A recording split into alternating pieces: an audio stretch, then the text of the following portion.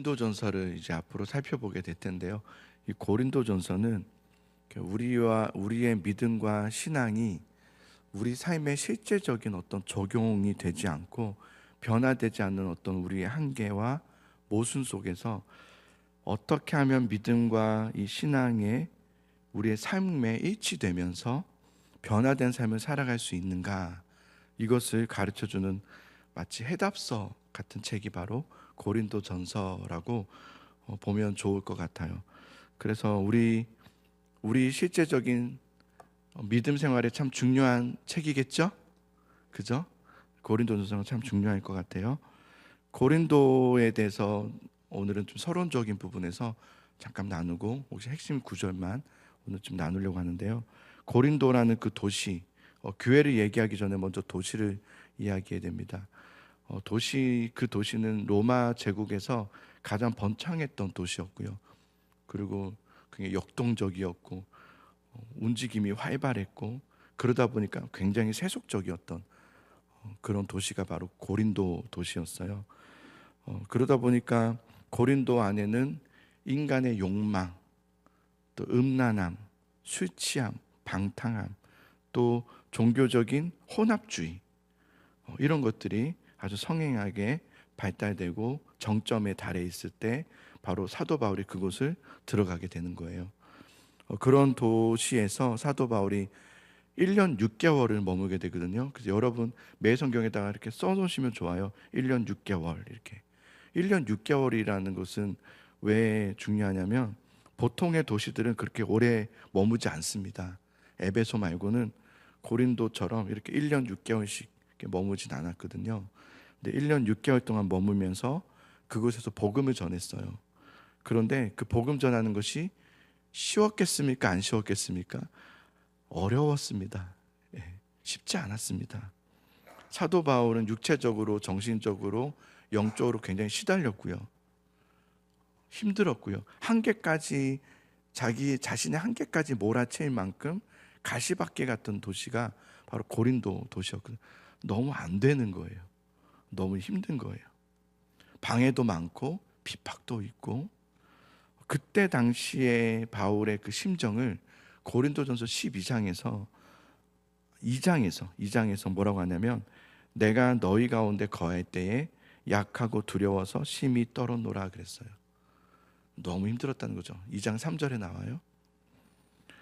그만큼 사도 바울에게 기억될 때 고린도라는 그 도시는 생각하고 싶지 않은, 너무 힘들었던 그런 고대였던 사역지가 바로 고린도였다라는 것을 알 수 있어요. 그만큼 고린도는 참 어려웠던 것 같아요.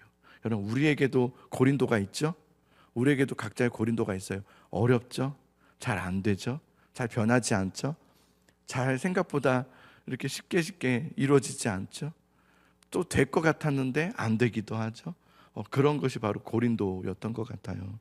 근데 그렇게 낙심 가운데 있을 때, 절망 가운데, 사도 바울도 사람인지라 잘 안 되니까 낙심하고 절망하고 이렇게 힘이 쭉 빠지면서 이제 뭘 해야 될지도 모르겠고 뭐 이런 상황이 있었거든요. 근데 그럴 때 하나님이 바울에게 한밤중에 찾아오셔서 환상 중에 말씀하세요. 그건 이제 그 사도행전에 나오거든요. 사도행전에 이런 말씀이 있어요. 18장에 보면, 밤에 주께서 환상 가운데 바울에게 말씀하시되 두려워하지 말며 침묵하지 말고 말하라. 내가 너와 함께 있으며 어떤 사람도 너를 대적하여 해롭게 할 자가 없을 것이니 이는 이 성중에 내 백성이 많음이라 하시더라. 아멘. 아멘. 예. 왜 아멘을 안 하세요? 놀래라. 왜 아멘 안 하셨어요?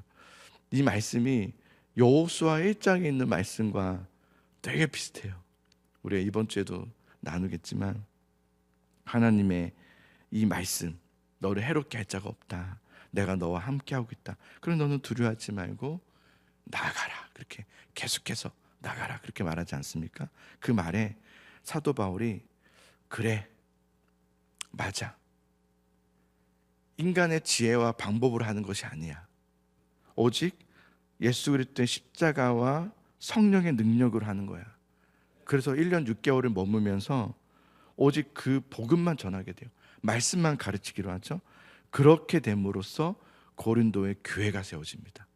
그게 고린도 교회예요. 되게 의미가 있는 교회의 모습이죠. 그렇게 사도 바울이 고린도 교회를 1년 6개월 동안 세우게 되면서 사실은 자신이 세운 게 아니에요. 말씀이 교회를 세운 거예요. 그래서 복음이 교회를 세운 거죠.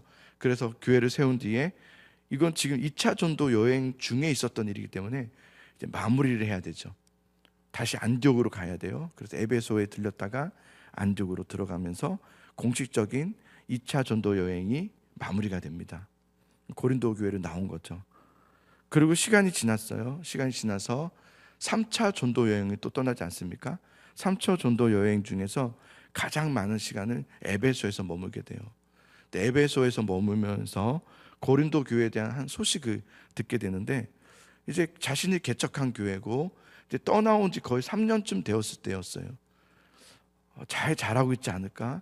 성도들이 분명히 그때 잘했으니까 힘들지만 잘 이겨내고 있지 않을까라는 기대와 달리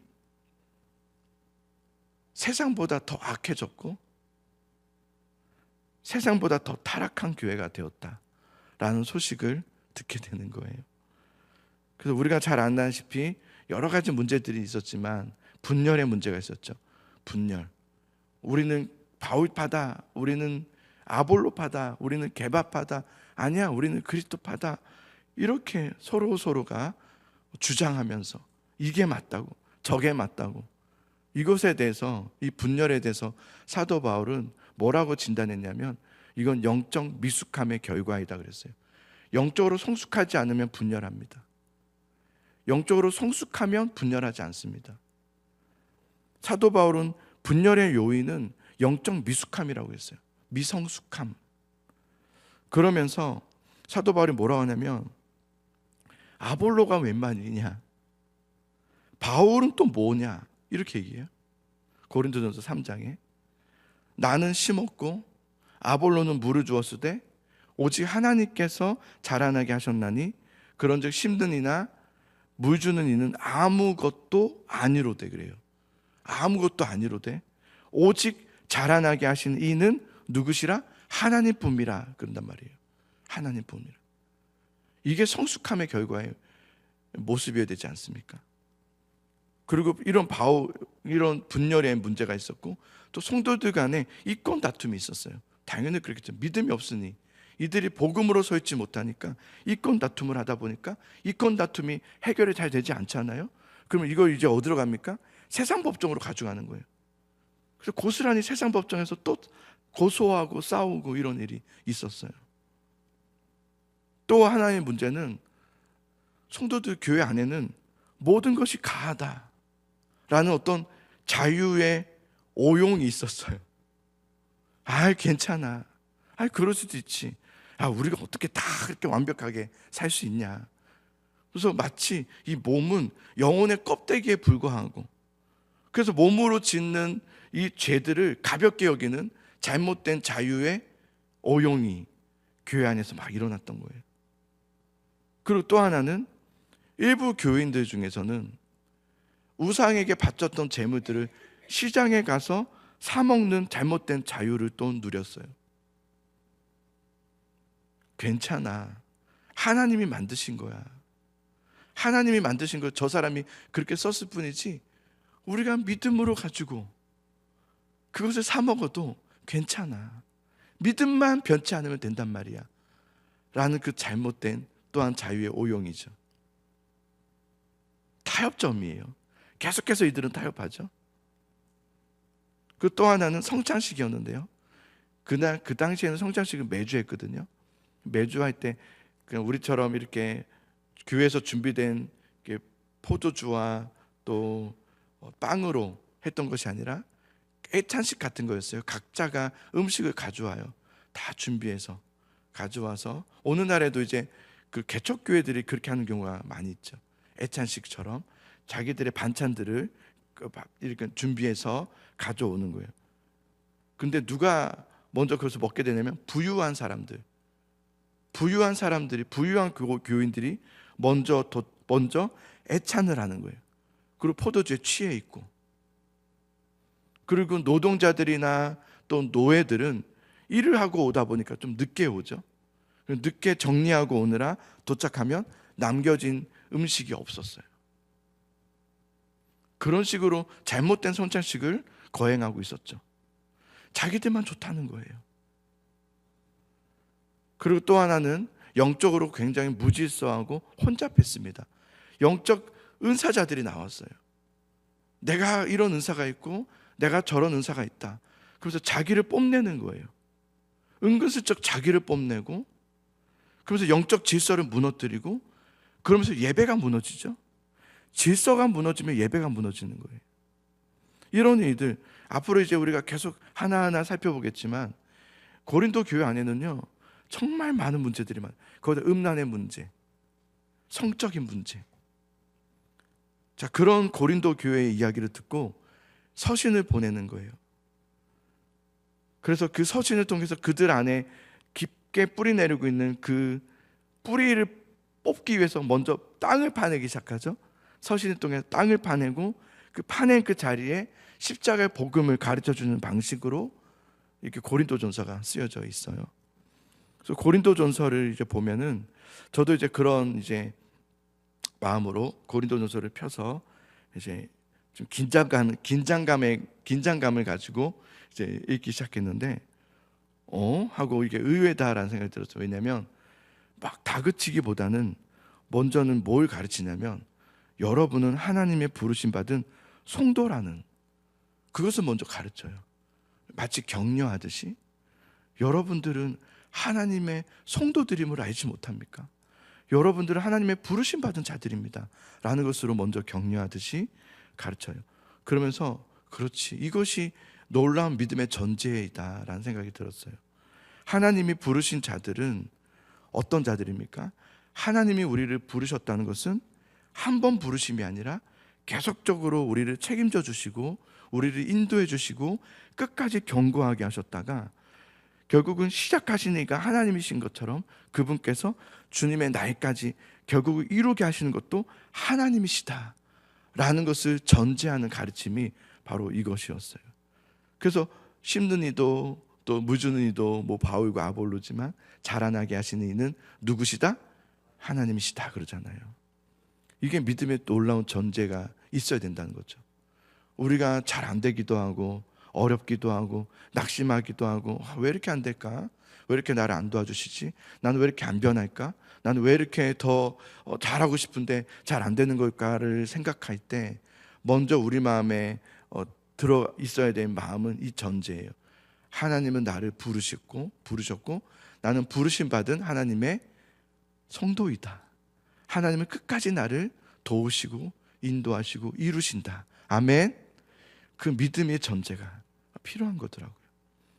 자, 그러면서 오늘 10절의 말씀만 보고 마칠 텐데요. 자, 10절의 말씀 한번 읽어보겠습니다. 시작. 형제들아, 내가 우리 주 예수 그리스도의 이름으로 너희를 권하노니 모두가 같은 말을 하고 너희 가운데 분쟁이 없이 같은 마음과 같은 뜻으로 온전히 합하라. 여기 반복되는 단어가 있었어요. 뭐죠? 그죠? 맞아요. 같은 세 번이나 반복돼요. 그러면서 같이 따라오는 말이 뭐냐면 같은 말, 그다음 같은 마음, 그다음 같은 뜻. 이렇게 말, 마음, 뜻. 같은 말과 같은 마음과 같은 뜻으로 이제 먼저 점점 정점을 향해서 이렇게 집중시켜요. 무엇을 향해서? 온전히 합하라. 이렇게 온전히 합하는 것에 대해서. 여기서 온전히 합하라는 것은 우리가 한번 주일 예배 때 나눴던 단어였어요. 카타르티조였어요. 카타르티조가 뭐냐면 물론 온전하게 하다라는 말도 있어요. 근데 그물을 깊다, 그리고 맞추다, 하자 있는 부분을 메꾸다, 어떤 부분은 채우다, 바로잡다, 이런 뜻이 있어요. 같은 말, 같은 마음, 같은 뜻으로 온전하게 하라. 카트르티조 하라. 그러니까 너희의 언어와 너희의 내면의 중심과 너희의 삶의 그 방향으로 카타르티조 하라. 온전히 합하라. 찢어진 부분들을 다시 깁고 어긋난 공동체의 뼈들이 있다면 원래 상태로 맞추어서 치료하고 회복하여 온전함을 이루라 라는 것이 카타르티조예요. 근데 여러분, 제가 카타르티조를 좀 더 연구를 해봤어요. 근데 카타르티조가 능동태어예요. 능동태. 그러니까 이런 거죠. 너희가 해야 된다는 거예요. 너희가 해야 되고, 너희가 그물을 기워야 되고, 너희가 바로 잡아야 돼예요. 이 단어로만 본다면. 그런데 고린도전서 1장 10절에서 온전히 합하라, 카타르티조가 원래 능동체지만 여기서는 수동태로 쓰여져요. 주체가 있기 때문이에요. 하나님이라는 주체. 그래서 이런 말이에요. 너희가 해야 된다는 말이 아니라, 너희가 아니라 하나님의 손에 의해 너희의 태도와 삶과 그 방향이 빚어지는 것을 말해요. 하나님의 손에 의해서 빚어지는 것이다. 너희 힘으로 해야 되는 것이 아니라 하나님의 손길에 의해서 수동적으로 맞춰줘야 한다 라는 것을 말하는 거예요. 온전히 합하라. 하나님의 손에 의해서 수동적으로 맞춰줘야 한다. 카타르티조 자체는 능동태예요. 그렇지만 그 일을 행하시는 주체가 하나님이시기 때문에 우리 입장에서는 이것이 수동적으로 받아들이는 은혜가 되는 거예요. 하나님이 하시는 거구나. 우리가 하는 줄 알았는데 우리가 하는 것이 아니라 하나님이 하시는 것이었고, 하나님이 이루시는 것이었고, 하나님이 주시는 은혜였고, 하나님이 주시는 우리의 마음의 중심이었고, 우리에게 동기였던 것을 알게 되는 거예요. 하나님이 하셨구나. 이 수동태를 말하는 거예요. 그래서 공동체의 분열을 치료하고 넘어진 자들을 일으키고 또 성도들을 온전케 하는 모든 과정의 실제적 주체는 네가 아니라 바로 하나님이시다. 아멘. 그것을 가르쳐주는 말씀이에요. 그럼 우리를 새롭게 하고 우리를 변화시키고 우리를 도우시고 또 우리와 함께 하시는 하나님의 그 손에 나의 깨어진 그 삶의 모습을 그저 주님 앞에 내어드릴 수 있는, 하나님 나를 도와주십시오. 하나님 나와 함께 해주십시오. 주님만이 나를 새롭게 할 수 있는 유일한 주님이십니다 라고 고백하면서 드릴 수 있는 우리 모두가 될 수 있기를 간절히 소망합니다.